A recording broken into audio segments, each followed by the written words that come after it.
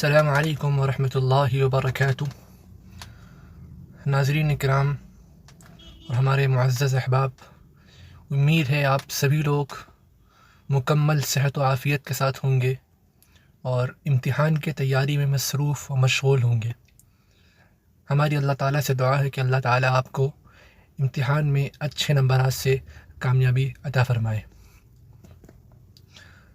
چونکہ ششماہی امتحان بہت ہی قریب ہے، ہمارے سر پر ہے، اور ہمارے کلاس کے چند احباب کا یہ مطالبہ تھا کہ ہم دیوان الحماسہ کے جو شروع کے 100 اشعار ہیں ان کا ترجمہ ہم یوٹیوب پر اپلوڈ کریں تاکہ اس کا افادہ عام ہو سکے۔ تو اس میں ہم نے اپنے لیے بھی ایک افادیت دیکھی، وہ یہ تھی کہ اگر ہم خود اس کا ترجمہ کرائیں گے تو امتحان کی تیاری میں ہمیں بھی بہت ہی مدد ملے گی۔ تو اسی کے پیش نظر ہم نے یہ ارادہ کیا ہے کہ آج سے اس چینل پر ایک سیریز اپلوڈ کریں گے جس میں دیوان الحماسہ کے شروع کے 100 اشعار کا آسان اردو میں ترجمہ کروائیں گے۔ چونکہ اس کتاب کے نام سے ہی یہ بات ظاہر آیا ہے کہ دیوان الحماسہ، حماسہ کے معنی عربی میں جوش و خروش کے، ہمت بہادری کے آتے ہیں۔ تو اس کتاب میں وہ اشعار پیش کیے جائیں گے جو ہمت افزائی، حوصلہ افزائی اور بہادری اور فیاضی کے قبیل سے ہوں۔ تو ان اشعار میں، اور یہ اشعار جو آگے تک ابھی آ رہی ہیں، ان سب کا پس منظر یہی ہے کہ اس میں شاعر اپنے قبیلے کی تعریف کرتا ہے اور اپنے قبیلے کی جو بہادری ہے، اپنے قبیلے کے بہادروں کی تعریف کرتا ہے۔ وہ یہ کہتا ہے کہ یہ قبیلہ کبھی بھی جنگ سے پیچھے نہیں بھاگتا ہے، بلکہ جب جنگ کی بات آتی ہے تو ہمیشہ وہ صف اول میں کھڑا رہتا ہے۔ تو شاعر کہتا ہے کہ لو كنت من مازن لم تستبح ابلی بنو اللقیطة من ذہل ابن شیبان۔ شاعر کہتا ہے کہ اگر میں قبیلہ مازن سے ہوتا، لو كنت من مازن، اگر میں قبیلہ مازن سے ہوتا، لم تستبح ابلی، استباح یستبیح مطلب مباح سمجھنا، حلال سمجھنا، اگر میں قبیلہ مازن سے ہوتا تو میرے اونٹوں کو حلال نہ سمجھتے۔ کون میرے اونٹوں کو حلال اور مباح نہ سمجھتے؟ بنو اللقیطة من ذہل ابن شیبان، جو کہ مجہول النسب ہے۔ لقیطہ اس کا اصل مادہ دراصل لقطہ ہے۔ لقطہ کے معنی عربی زبان میں دراصل اس چیز کے لیے آتے ہیں جس کے مالک کا ہمیں پتہ نہ ہو اور وہ چیز مفقود ہو۔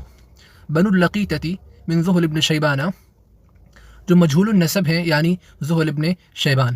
تو شاعر کہتا ہے اگر میں قبیلہ مازن سے ہوتا تو مجہول النسب ذہل ابن شیبان ہمارے اونٹوں کو مباح نہ سمجھتے۔ اذن لقام بنصری معشر خشن عند الحفیظة ان ذو لوثة لانا، اور تب لقام بنصری ہماری مدد کے لیے کھڑے ہوتے ہیں، معشر کچھ ایسے لوگ، خشن عند الحفیظة جو ہر حفاظت کرنے والے کی چیز کی حفاظت کے وقت بڑے سخت ہوتے، ان ذو لوثة لانا اگر کمزور لوگ وہ نرمی کا مظاہرہ کرتے۔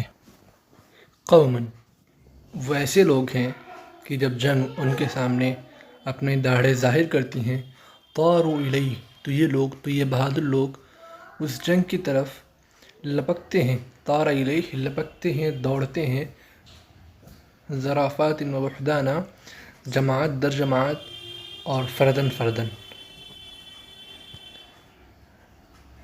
لا يسألون أخاهم حين يندبهم في النائبات على ما قال برهانا، اور یہ اپنے بھائی سے سوال نہیں کرتے۔ یہ ایسے لوگ ہیں جو اپنے بھائیوں سے سوال نہیں کرتے ہیں، حين يندبهم في النائبات، جب ان کے بھائی انہیں مصیبت کے وقت پکارتے ہیں۔ کس بات پر سوال نہیں کرتے ہیں؟ على ما قال برهانا، ان کے کہی ہوئی بات کے دلیل پر، ان کے دلیل نہیں مانگتے ہیں۔